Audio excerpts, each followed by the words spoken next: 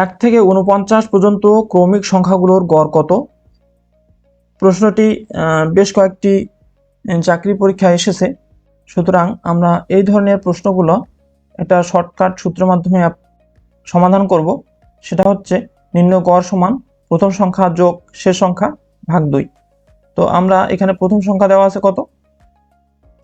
প্রথম সংখ্যা হচ্ছে 1 এবং শেষ সংখ্যা কত? 49। তাহলে আমরা কি করব? 1 প্লাস শেষ সংখ্যা হচ্ছে 49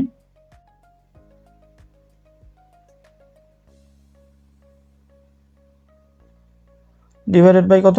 2। তাহলে আমরা যদি 1 এবং 49 যোগ করি তাহলে পাচ্ছি হচ্ছে 50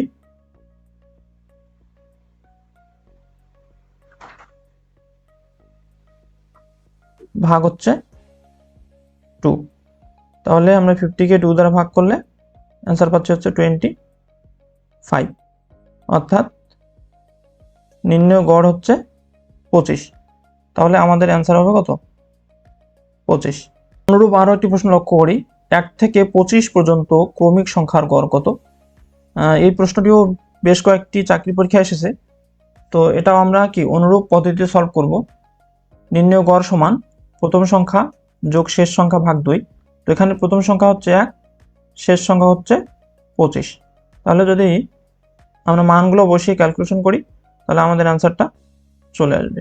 তাহলে হচ্ছে 1 প্লাস 25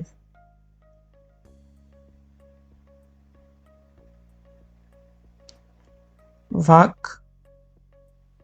2। তাহলে 25 আর 1 যোগ করলে কত পাচ্ছি আমরা? 26। 26কে যদি আমরা 2 দ্বারা ভাগ দেই তাহলে পাবো হচ্ছে কত? 13।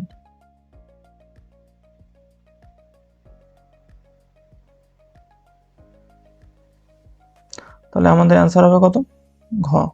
একটি প্রশ্ন লক্ষ্য করি, 1 থেকে 99 পর্যন্ত সংখ্যা সমূহের গড় কত? এই প্রশ্নটিও বিভিন্ন চাকরি পরীক্ষায় এসেছে। প্রথম সংখ্যা কত? 1, শেষ সংখ্যা কত? 99। তাহলে আমরা কি করব? 1 প্লাস 99 ডিভাইডেড বাই কত? 2। তাহলে 1 আর 99 যোগ করলে আমরা পাচ্ছি হচ্ছে 100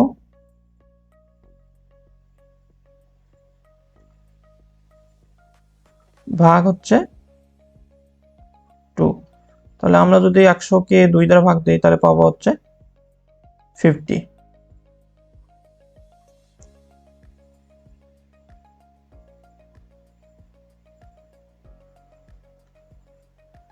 তাহলে আমাদের অ্যান্সার হচ্ছে গ। আমরা 4 নম্বর প্রশ্ন লক্ষ্য করি, 1, 5, 9 এভাবে 81 পর্যন্ত ধারাটির সংখ্যাগুলোর গড় কত? তো এই প্রশ্নটিও বেশ কয়েকটি চাকরি পরীক্ষায় আসা একটি প্রশ্ন। তো আমরা এক্ষেত্রেও অনুরূপ যে শর্টকাট সূত্রটা আছে সেটা আমরা অ্যাপ্লাই করব। সেটা হচ্ছে নির্ণয় গড় সমান প্রথম সংখ্যা যোগ শেষ সংখ্যা ভাগ 2। তাহলে এখানে প্রথম সংখ্যা কত? যেহেতু এখানে একটা ধারা, প্রথম সংখ্যা হচ্ছে 1 এবং শেষ সংখ্যা হচ্ছে 81। তাহলে আমরা মানগুলো বসিয়ে দেই।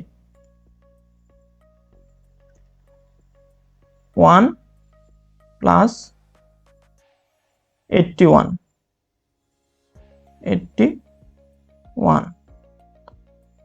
ভাগ হচ্ছে 2।